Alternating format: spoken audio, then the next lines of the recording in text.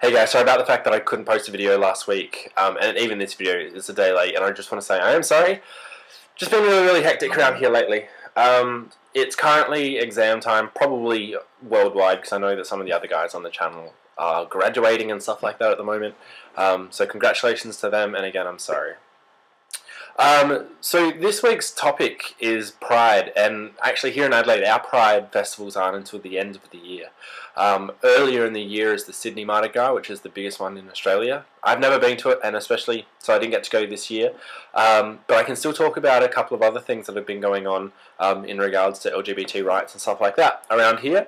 But first of all, I want to actually just target what Nikki said. So Nikki's video yesterday was about at her Pride festival, there was a bisexual table set up where they were selling badges or ribbons and whatever that were to do with bisexual orientation. And a girl came along and she asked for something that was specifically lesbian. They didn't have it. She was a little bit irritated. And then, she whatever else happened, watched Nikki's video. And Nikki mentioned, what I want to talk about is something that Nikki mentioned. Nikki mentioned that, she could have been a closet bisexual. So she identified as being lesbian, but she could have actually been bisexual. And it's something that I've talked about before, and I think Nikki, going by some of her comments, I think Nikki kind of relates to this as well. People's closed-mindedness are what really segregates them into categories like gay, lesbian, straight, whatever. And really, it frustrates me because a lot of my friends also, as Nikki said, some people would come along and their friends would be fine with it, and they would pay their friends out, or they would be okay with being at the bisexual table, but then their friends would pay them out. And I see this all the time, and it's something that, it's really stupid that you would think that in a community, in a minority community, where we already get it from outside of the community, that is homophobia and stuff, that we then give each other shit. It's mucking around and stuff like that, but sometimes it really hits home.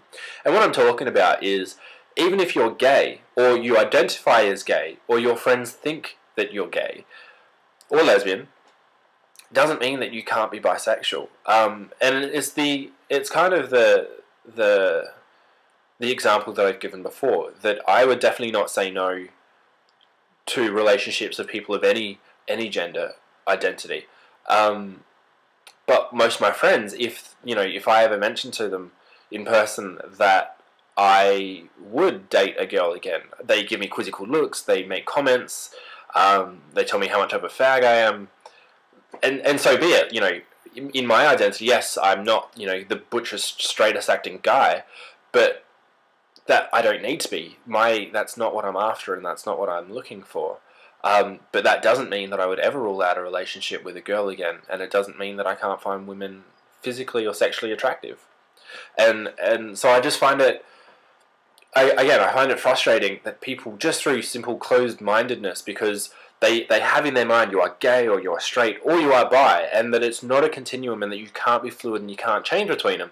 I find that really confronting sometimes, and I personally do attribute that to I guess stunting the growth, if you want to put it that way, of LGBT groups. Because if people are really going to be in those closed mindsets, then they're not open to accepting change or accepting anything themselves, and yet they're the people pushing for change and things like this.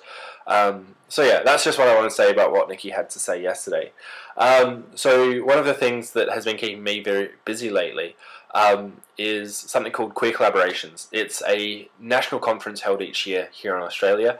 Hasn't been yet. It's actually, we're flying out next week to attend it. It's over in Perth this year, which is in Western Australia, and I'm in South Australia, so it's a few thousand kilometres away, and there are 4 or 5 of us from our university going. I was actually elected to the point of queer officer within our university, which means I'm now sitting on the student council board, and basically I deal with issues of sexuality, sex and gender, that type of thing, and so that's great. That now put me in a position within our university where I can help other students who are facing certain issues. It also puts me in touch with other people who can help as well, organising things like we're going to have like an on-campus Pride Day. I'm aiming to have like a same-sex dance or ball later this year. So lots of things are happening, but as I said, queer collaborations, this conference, it's happening, and just organising registration and accommodation is a little bit stressful, on top of the fact that I'm sick, if you can't hear it in my voice, and on top of the fact that exams are happening right now. Again, had my last exam today, finally over. So next week, I'm still here, but the week after that, hopefully I'm going to try and still do a video, but I will be thousands of kilometres away from my home, and I will be at some place, some conference somewhere. So I'm going to hopefully do something special for the channel for that. I'm going to try and get as many people at that conference in my video if they're wanting it. So look forward to that. But apart from that, I'm now waffling, so I'm going to go. Sorry again, guys, it's late, but I'll see you guys later. Bye.